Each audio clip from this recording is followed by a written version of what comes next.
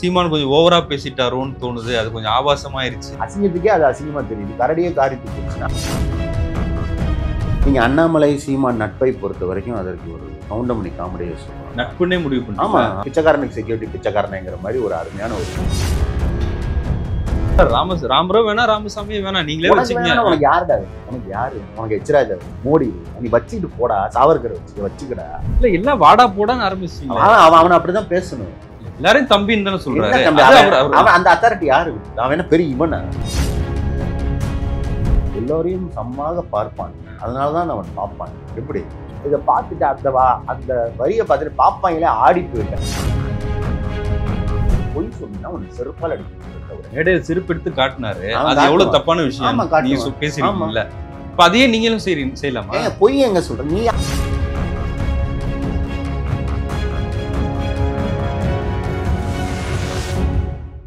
South பீட்டின் அன்பு உறவுகளுக்கு வணக்கம். நான் ஃபெலிக்ஸ் இன்பவொளி. இந்த நேர்காணலில் நாம் சந்திக்கிறப்பவர் திராவிட இயக்க சிந்தனையாளர், எழுத்தாளர் திரு டான் அசோக் அவர்கள். வணக்கம். ஈரோடு கிழக்கு இடைத்தேர்தல் திமுகவுக்கும் நாம் தமிழருக்குமான போட்டி அப்படின்னு பார்க்கப்பட்டது. இந்த சூழலில் நாம் தமிழர் போன முறை வாங்கின வாக்குகளை விட, போன முறை ஒரு 11,000 கிட்ட வாங்கியிருந்தாங்க. இந்த முறை 20,000க்கு மேலே வாங்கிறதுக்கான வாய்ப்புகள் இருக்குது. இருந்தாலும் திமுக முன்னிலையில் இருக்கிறாங்க. பெரியாரை பற்றிய ஒரு அவதூறை சீமான் சொன்னார். அதன் பிறகு பெரியார் குறித்து நிறைய விமர்சனங்களை அவர் தொடர்ச்சியாக அந்த தேர்தலில் பேசிக்கிட்டே இருந்தார். அதை பேசிய பிறகும் நாம் தமிழர் கட்சிக்கான ஓட்டு குறையல, அது இன்க்ரீஸ் ஆயிருக்கு அப்படின்னு கூட அவங்க வாதங்களை வைப்பாங்க. எப்படி பார்க்குறீங்க? இது முதல்ல திமுக வெர்சஸ் நாத்தாக்கா போட்டி அப்படிங்கிறதே ஒரு பொய்யான கட்டமைக்கப்பட்ட எதிர்கட்சியில இல்லையா? அப்படி பார்த்தா நோட்டா எப்பயுமே பட்டன்னு ஒன்று இருக்குது. இப்போ ஓட்டு போடுறதுல பட்டன் ஒன்று இருக்குது.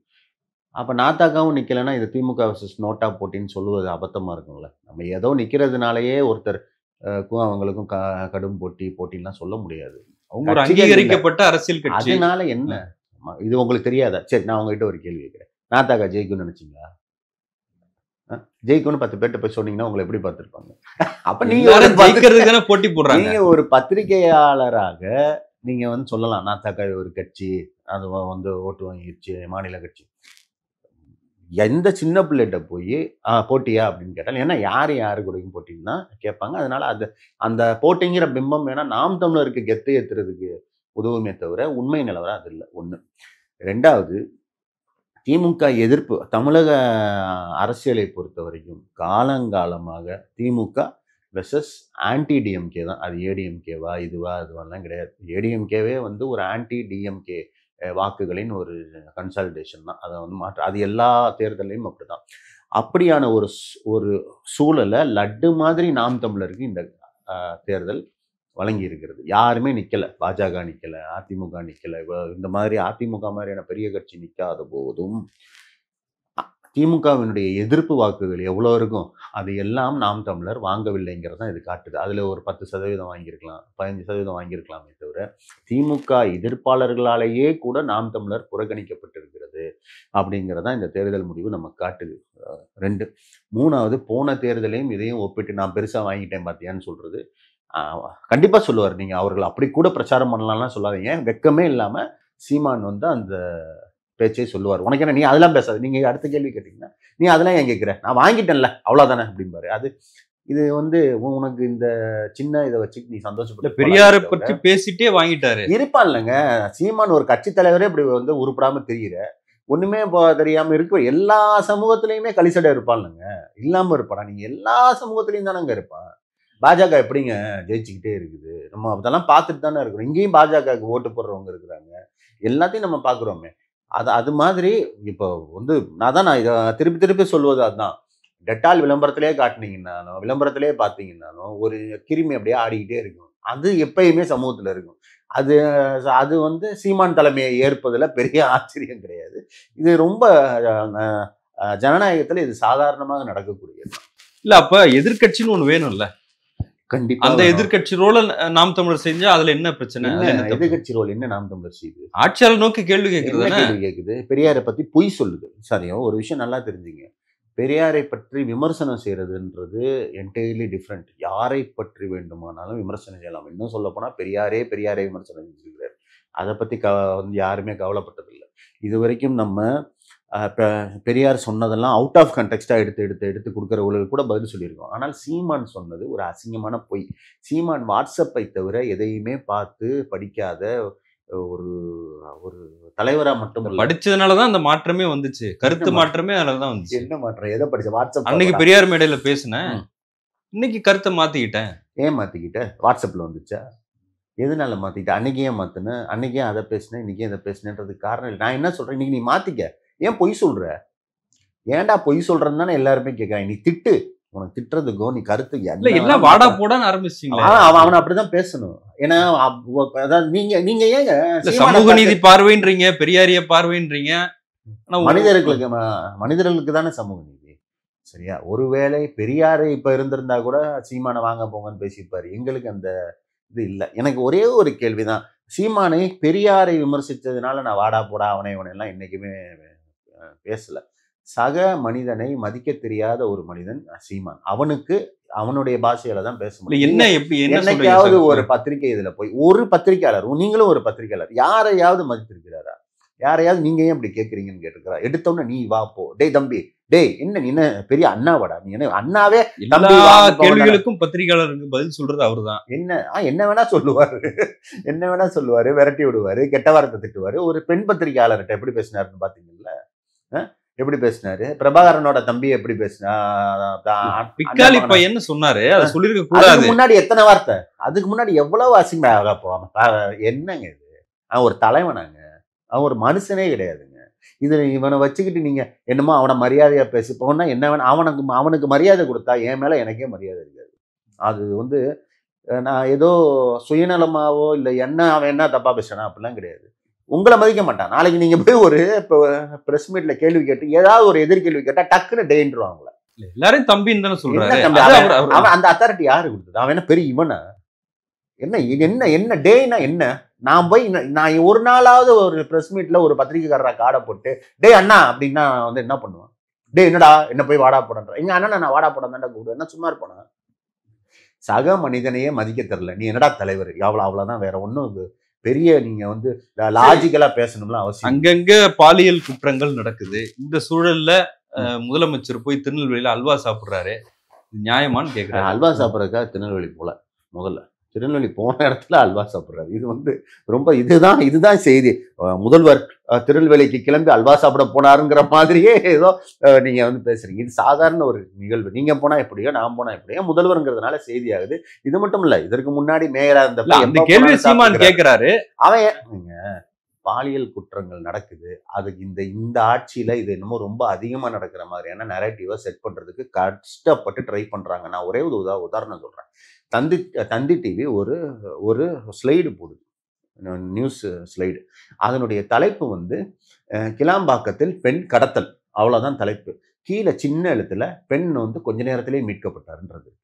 அப்ப கடத்தப்பட்ட பெண் மீட்பு தானே தலைப்பு இருக்கணும். அப்ப நீ என்ன மாதிரி நரேட்டிவை மக்களுக்கு செட் பண்ண ஆசைப்படுற?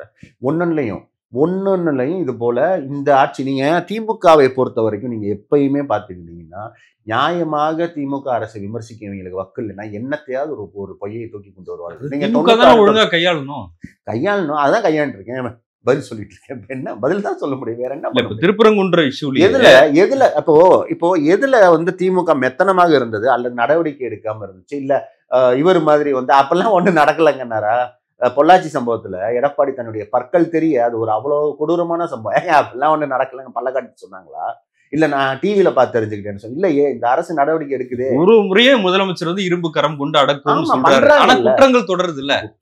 குற்றம் தொடர்ந்துட்டு தாங்க இருக்கும். குற்றம் எப்படிங்க நிற்கும்? இந்த இன்னைக்கு ஒருத்தன் ட்ரெயின்ல இருந்து தள்ளி விட்டுருக்கான், அவன் மேல உடனே கைது பண்ணியிருக்கிறாங்க. அவனுடைய கைகாலம் வந்து உடைந்து போய் விட்டதுன்னு சொல்றாங்க. இதுல எல்லாம் எனக்கு உடன்பாடு இல்லைனாலும் உங்களை போன்றவருக்கு அதுல உடன்பாடு இருக்கும் தானே. இதுக்கு மேல ஒரு அரசு என்ன பண்ணணும்னு நினைக்கிறீங்க? இப்ப கைதே பண்ணாம எடப்பாடி மாதிரி வந்துட்டு என்னங்க பொய் சொல்லாதீங்க அப்படின்னாலோ, ஏங்க நானே டிவியில பார்த்தாங்க தெரிஞ்சுக்கேன்னு பல்ல காட்டினாலோ நீங்க திட்டலாம் ஒரு அரசை.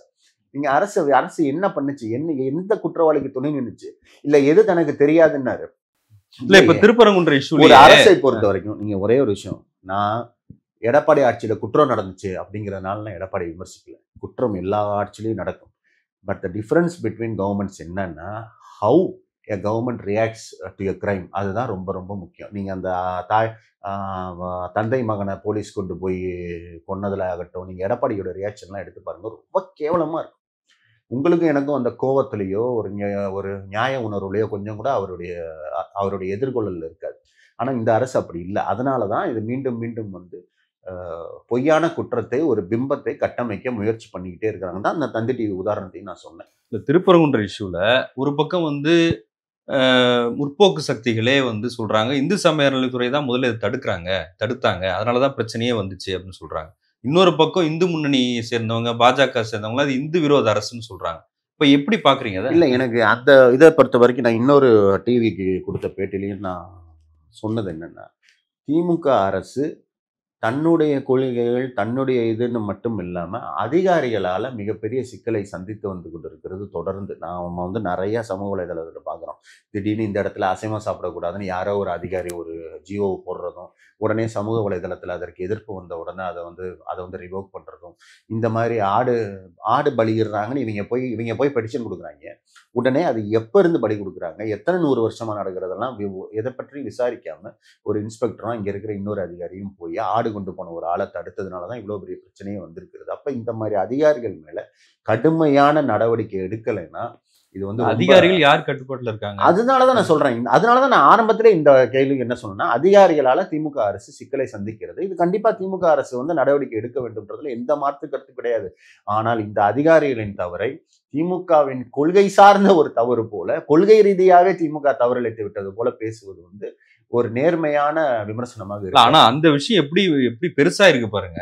இங்க வந்து இன்னொரு அயோத்தியா நாங்க மாத்துவோம் அப்படின்னு நிச்சயராஜா சொல்றாருல்ல. முதலில் கோர்ட்டில் திமுக அரசே சொல்லுது, இவங்களை போராட விட்டா இவங்க வந்து வேணும்னே அயோத்தி மாதிரி இங்க கொண்டு வரலான்னு பாக்குறாங்கன்றது. அது உண்மையிலேயே திமுக அரசு அந்த போராட்டத்தை தடுப்பதற்காக திமுக அரசு வைக்கிற வாதம் ஒண்ணு. நீங்க ரெண்டாவது, சமூக வலைதளத்துல இவங்களோட இந்த இந்துத்துவவாதிகள் பாஜக காரங்களோட போஸ்ட் எல்லாம் பார்த்தீங்கன்னா, this is like another Babar Masjid in தமிழ்நாடுன்னு இவங்க போட்டு அதை வந்து கொண்டாடுறாங்க. இதை ஒரு வாய்ப்பா, எப்படி ஆண்டால ஒரு வாய்ப்பா எடுத்தாங்களோ, எப்படி ஒவ்வொரு சமயமும் இது வந்து ஒரு வேலி யாத்திரை போனாங்களோ, அது மாதிரி இதை எடுத்துக்கிறாங்க, குதூகலம் அடைகிறாங்க. எச்ராஜா இன்னும் ஒரு படி மேல போய் தர்காவை ரிமூவ் பண்ணணும்னு பேசுறாரு. இதெல்லாம் அயோக்கியத்தனத்தின் ஒரு உச்சகட்டம் இல்லையா?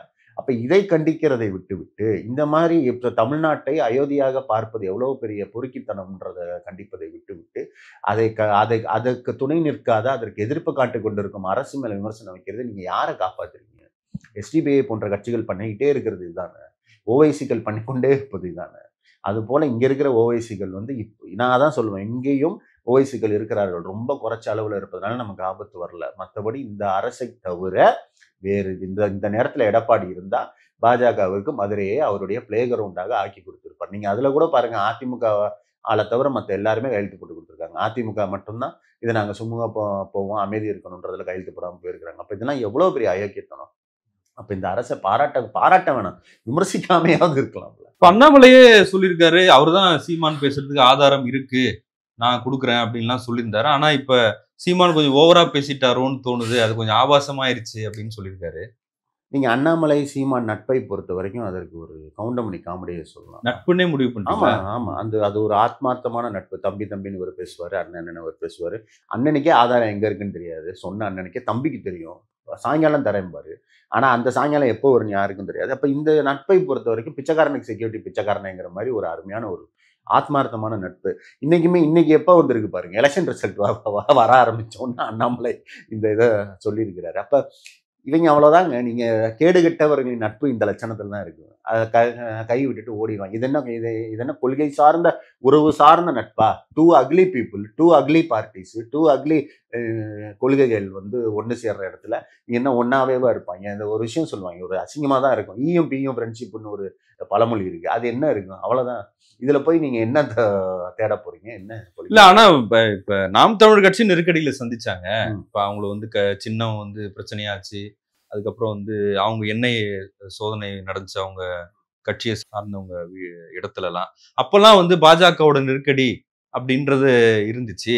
இப்ப பாஜகவோட நட்புன்னு எதை வச்சு பேசுறாங்க? நீங்க ரெண்டு விஷயம். இவங்க அந்த சின்னத்தை பறிச்சுதான் இவங்க அதை ரெனியூ பண்ணாம விட்டுருது. ஒன்று அதை வந்து சீமானே ஒத்துருக்கிறாரு. ஒரு இதில் வேற சொல்றாங்க. நீங்க பாஜகவின் கண்ட்ரோல்ல இருக்கிற எல்லாமே 100% பாஜக எதிரிகள் மேலதான் பயன்படுத்தணும் இல்ல. 1% நியாயமா யார் மேலேயாவது பண்ணலாம்ல. என்னங்கிறத ஆயுதம் வச்சிருந்தாங்க, அனுப்புனாங்க. இதுல என்ன பிரச்சனை வருது? மற்றபடி எந்த இடத்துல பாஜகவை தீவிரமா எதிர்த்திருக்கிறார்? எந்த இடத்துல அண்ணாமலை சீமானை எதிரியாக பார்த்திருக்கிறாரு? அப்படிலாம் கிடையாது. இவங்க என்ன எப்படி நீங்க இது ரெண்டும் எந்த காலத்துல எதிரியா இருந்தது? நீயும் பெரியார திட்டுற, அவனும் இன்னைக்கும் பெரியார எச்ராஜா திட்டுவான். சொல்றாருல, தமிழ் தேசியம்ன்றது சாத்தியம் இல்ல, அதை விட்டுட்டு சீமான் எங்க கூட வரட்டும் தானே சொல்றாரு. இது அப்ப அவங்க ஏத்துக்கலன்னு அர்த்தம். இல்லைங்க.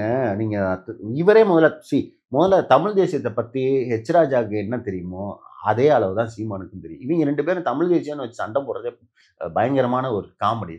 தமிழ் தேசியத்துக்கும் இவர்களுக்கும் என்ன சம்பந்தம் இருக்கு?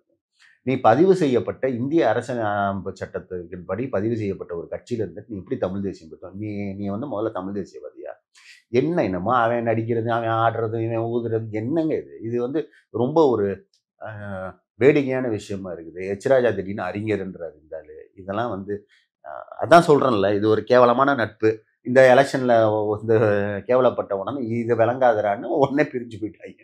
திருப்பி எதிலையாவது திட்டினா ஒன்றும் சேருவாங்க. இதை நம்ம பார்த்துட்டே தான் இருக்க போறோம். அதான் சொல்றேன், இது வந்து நம்மளுடைய கேடு காலம். தமிழ்நாட்டு அரசியலின் ஒரு அசிங்கமான காலம். ஒரு நல்ல எதிர்கட்சி இல்லாம இது இப்படி கலிசடைகளை எல்லாம் நம்ம பார்க்க வேண்டியதாக இருக்குது. இப்ப பெரியாரோட விவாதங்கள் தொடங்கி இருக்குல்ல, அவர் என்ன சொன்னாரு, என்ன பேசினாரு. இப்ப சீமான் நிறைய பேசிக்கிட்டே இருக்காரு, அதுக்கு எதிர்த்தரப்புல கூட்டங்கள்லாம் வைக்கிறாங்க. இப்ப பெரியார் பற்றிய இந்த விவாதத்தை எப்படி பாக்குறீங்க? நல்ல விஷயமா நான் பார்க்குறேன். பெரியாரை பற்றி தொடர்ந்து இப்போ பெரியாரை பற்றி பேசலைங்கிற வருத்தம் எனக்கெல்லாம் ஒரு ஒரு 10 வருஷம் 15 வருஷத்துக்கு முன்னாடி ரொம்பவே இருந்துச்சு. பெரியாருங்கிறது ரொம்ப ஒரு பெரியாரிசம்ங்கிறது ரொம்ப ஒரு ஐசோலேட்டட் கொள்கை. சில பேர் தான் பார்ப்பனர்கள்ன்ற வார்த்தையை யூஸ் பண்ணுவாங்க. நீங்க பார்த்தீங்கன்னா பொது விவாதங்கள் டிவியில் ஒன்றும் இல்லை.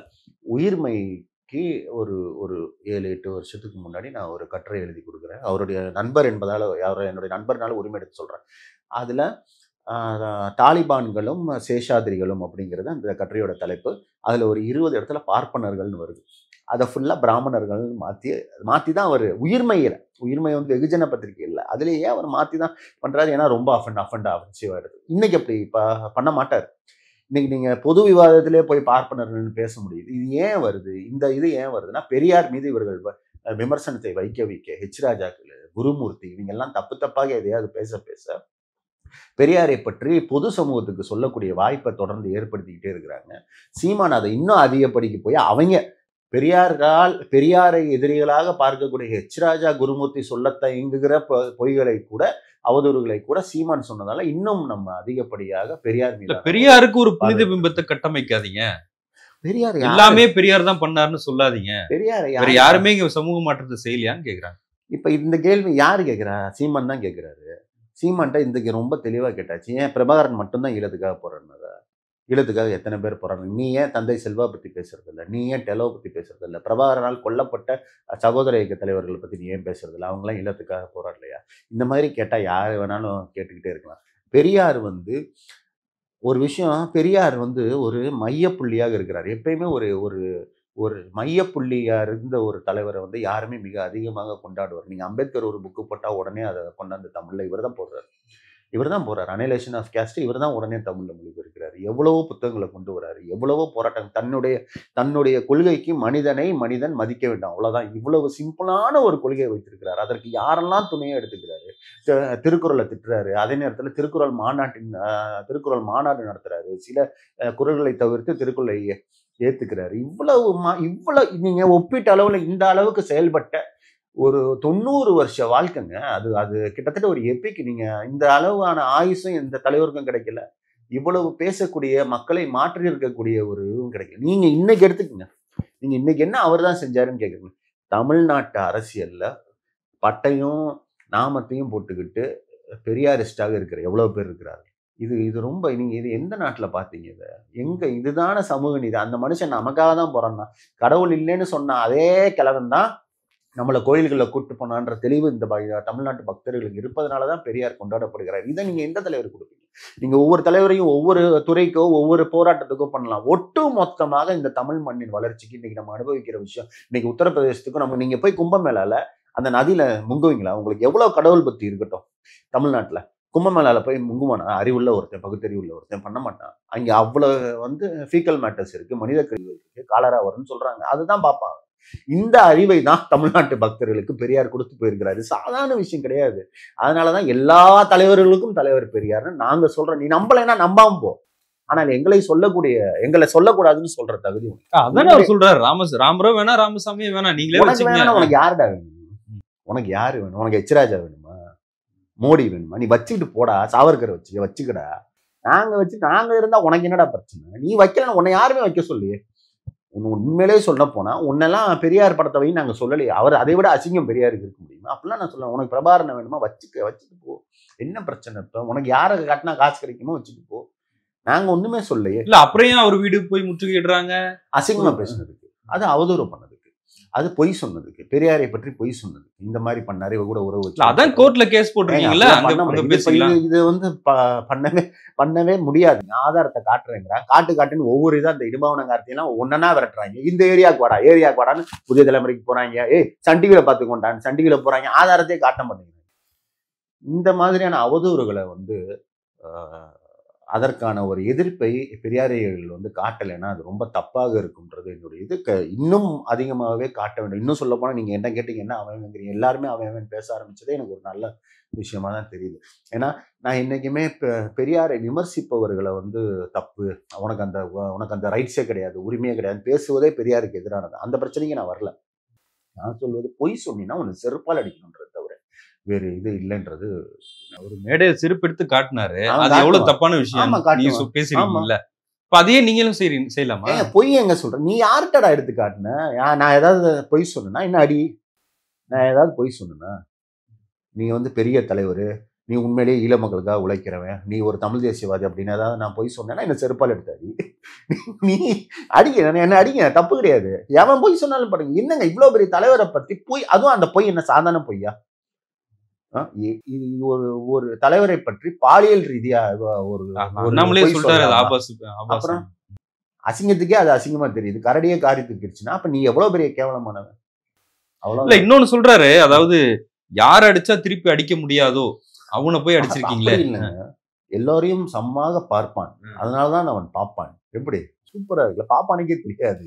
பாரதியாருக்காக சொன்னது. பாரதியார் என்ன சொல்றாரு? பாப்பனை ஐயர் என்ற காலமும் போச்சுன்னு பாரதி பாடியிருக்காரு. பாரதியே பாப்பான் தான் பாட சொல்றாரு. நீங்க இப்போ சீமானுடைய பார்ப்பன பாசம்ங்கிறது இப்ப இல்ல. அந்த நாம் தமிழர் ஆவணம்னு ஒரு குப்பையை பதிப்பிச்சாங்கல்ல, அதுலயே வந்து அந்தனர் போருக்கு வந்து உயர்ந்த இதுன்னு அர்த்தம். பார்ப்பனன் என்றா உயர்ந்ததெல்லாம் அது வந்து தமிழ்ல சிவாச்சாரியர்கள் அந்த மாதிரி விளக்கெல்லாம் கொடுத்தாங்க. நீங்க என்ன வேணா சொல்லிட்டு போங்க, என்ன விட நீங்க தான் ஓட்டுறீங்க, சரி பரவாயில்ல. அதனால இதை பார்த்துட்டு அந்த வரியை பார்த்துட்டு பாப்பாங்களே ஆடி போயிருக்காங்க. அந்த இது சொல்லுவாங்க, இந்த சமஸ்தானமே ஆடி போச்சு. ஏன்னா இந்த அளவு கூறாண்டான்றது மாதிரி இவ்வளவு கேவலமா போனது எனக்கு ரொம்ப ஆச்சரியமா இருக்கு. நீங்க பாரதியாரனுடைய கட்டுரைகளை படிச்சா தெரியும், தமிழர்கள் சாதி கடந்து ஒன்று சேருவதில் பாரதியாருக்கு எவ்வளவு பெரிய ஒரு மோசமான எண்ணம் இருந்துச்சு. அவர் எவ்வளவு பார்ப்பனிய தன்மையோட செயல்பட்டார். அவருடைய கட்டுரைகள் இருக்கு. முதல் பார்ப்பனர் அல்லாத ஒரு மாநாட்டை விமர்சிச்சு பாரதியார் எழுதினது ஃபுல்லா விஷம். நீங்க அப்படியும் நம்ம வந்து பாரதியாரெல்லாம் ஒன்றும் புறக்கணிச்சு எந்த பாடத்திட்டத்தில் புறக்கணிச்சிருக்காங்க பாரதியாரை? இங்க எவ்வளவு பாரதியார் மன்றங்கள் இருக்கு. ஓடி விளையாடு இப்போ வரைக்கும் ரைம்ஸ் சொல்லு பாப்பான்னு யாராவது கேட்டா ஓடி விளையாடு பாப்பா தான் சொல்ல போகுது. அப்புறம் என்ன எங்க புறக்கணிச்சு? இவனா ஒன்று கற்பனை பண்ணுவாங்க, இவனா ஒரு இல்லூஷன், இவனா என்ன மாதிரி கற்பனை பண்ணுவாங்க படுத்துட்டு வாட்ஸ்அப்ல எவனாவது அனுப்புவான், அடுத்த நாள் வந்து மேடையில பேசுறது. இது நீங்க என்ன இதுக்கு வந்து விளக்கம் சொல்றதே முதல்ல ஒரு அசிங்கமான விஷயமா நான் பாக்குறேன். என்ன பாரதி மேல அன்பு கொண்டு தானே பாரதிதாசன் பேர் வச்சுட்டு சுத்தினாரு, திராவிட இயக்க கவிஞர் தானே. என்ன ஆச்சு? அவரை யாரும் புறக்கணிச்சாங்களா? அதெல்லாம் இல்லை. அரசியல் இனிமே அரசியல் இப்படிதான் இருக்க போதா? ரொம்ப வேதனையான சூழல். நான் திமுக ஆதரவாளராக செயல்பட்டாலும் ஒரு ஜனநாயகவாதியாக ஒரு எதிர்கட்சிங்கிறது எப்பயுமே தேவை. ஒரு நல்ல ஒரு அரசியல் இயந்திரம் வந்து ப்ராப்பராக செயல்பட அதற்கான தகுதி உடைய தலைவர்களே இல்லாமல் இருப்பது. எப்பயுமே தலைவருக்கான வெற்றிடம்னா திமுக சொல்லிட்டு இருந்தாங்க. இன்றைக்கு உண்மையிலேயே எதிர்கட்சிக்கான வெற்றிடம் வந்து தமிழ்நாட்டில் உருவாகி இருப்பது வந்து மக்களுக்கும் சரி, தமிழ்நாட்டு எதிர்காலத்துக்கும் சரியில்லை. ஆனால் வெற்றிடத்தை காற்று நிரப்புங்கிற மாதிரி ஏதாவது ஒரு கேவலம் வந்து நிரப்புவதற்குள் சரியான தலைவரை காலம் வந்து அடையாளம் காட்டணுங்கிறது தான் எதிர்கட்சிக்கு சரியான ஆளை காட்டணும். எடப்பாடி இருக்காருல்ல, அவர் நீங்க எடப்பாடியை சரியான தலைவருங்கிறீங்களா? எடப்பாடி எப்படி முதல்வராக இருந்தாருன்னு பார்த்ததற்கு பிறகும் அவர் ஒரு சரியான தலைவர்னு சொல்லும். கொரோனா அதெல்லாம் விட்டுருங்க. கோவிட் அதுக்கு சட்டசபையில துரைமுருகன் வந்து கோவிட் வருதுங்க எங்களுக்கு மாஸ்க் கொடுங்கிறாரு. உறுப்பினர் வயதானவர் என்பதால் பயப்படுகிறார் போல. இன்னும் பதில் சொன்ன ஆளு அடுத்த வாரம் வந்து மாஸ்கை போட்டு உட்கார்ந்து இவரை நீங்க வந்து எதிர்க்கட்சி தலைவர் எல்லாம் பேசுறது என்னங்க இது? இது ரொம்ப ஒரு மோசமான ஒரு விஷயமாக இருக்கிறது. காலம் யாரையும் உருவாக்குங்க. அதுதான் நான் சொல்றேன். யாரையும் உருவாக்கி நீங்கள உருவாக்கி விட்டுறாத காலமே தெய்வமே அப்படின்னு நான் காலத்தை கும்பிடுறேன். வேற ஒன்றும் இல்லை. நன்றி உங்களுடைய நேரத்துக்கு நன்றி.